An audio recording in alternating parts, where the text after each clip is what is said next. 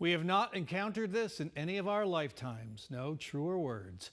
President Donald Trump's sweeping tariffs, coupled with retaliation by China, are igniting fears that what amounts to a new tax on consumers will slow down spending and steer the country into a recession. Trump did not tinker with tariffs for Arizona's two largest trading partners, Canada and Mexico, but the tariffs' impact on those relationships is still unclear.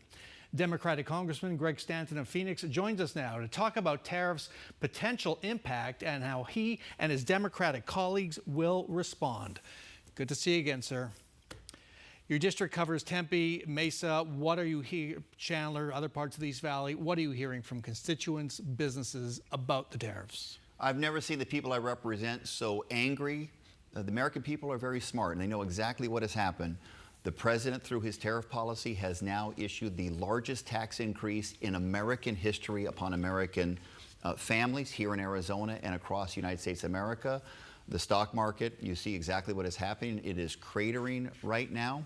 And at a time where the United States is in this global competition with China, we need to win that competition so we can remain the strongest economy on planet Earth.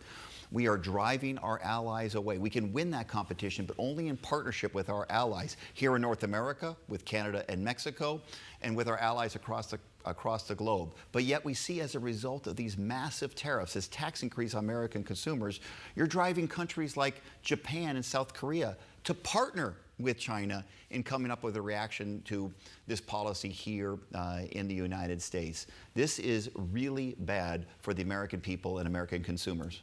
I want to put a timestamp on this. We're talking on Friday. The tariffs won't take full effect until for a few more days into the coming week. President Trump put out a statement Friday morning as the stock market losses continued. He said, "My policies will never change. This is a great time to get rich, richer even than before." As we've seen in the past, Donald Trump could declare victory any day before these tariffs fully take effect. Do you see that as a possibility? Well, he should change the policy. You've seen how the American people are reacting. They are angry as can be, saying this is totally unacceptable to raise prices on consumer goods for Americans, middle class, working class Americans, at a time the president promised the exact opposite during his campaign. So I think the president would be smart to reverse course. But as he just said, he has no plans to reverse course. But it also goes to this issue about the reliability of America as a partner. Because make no mistake, trade policy and national security policy go hand in hand. If the rest of the world thinks the United States is not a reliable trade partner, they're also going to be concerned about our reliability as a national security partner as well.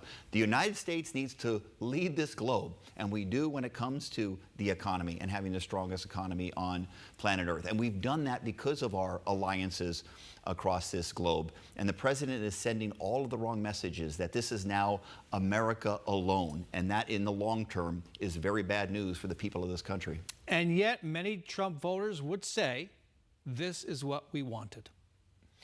Okay, they can say that if they want, but everyone else is saying this is incredibly bad for the people of this country. Look, we have just had TSMC make an investment of $160 billion right here in the United States of America. I believe that's a direct result of the CHIPS and Science Act, the smartest investment in industrial policy in American history, saying we're going to invest in this most important industry. We need supply chain, secure supply chain. That's where Mexico and Canada comes in. They can provide that secure supply chain and help us win this competition with China.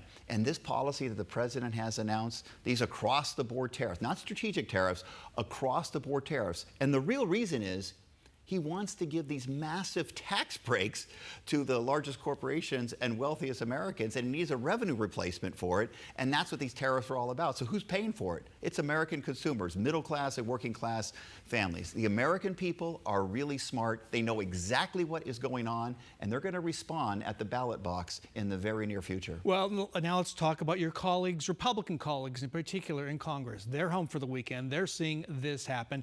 Do you think any of them are getting queasy? For example, the ones from Iowa, which sells a lot of pork to China, now slapped with a tariff. Are they getting queasy? You asked what Congress can do about it. We saw a sign of good news from the Senate, where 4 Republicans joined with the Democrats to pass a resolution demanding that there be a vote on tariffs. Remember, under the American Constitution, it's Congress that's supposed to deal with trade policy, not the president. He's only doing this because he's declared a national emergency and taken that power away from Congress. We need to take that power back and demand a vote. I am the leader on a resolution in the House to do exactly that, to end the national emergency declaration, so therefore we have a vote on this tariff policy.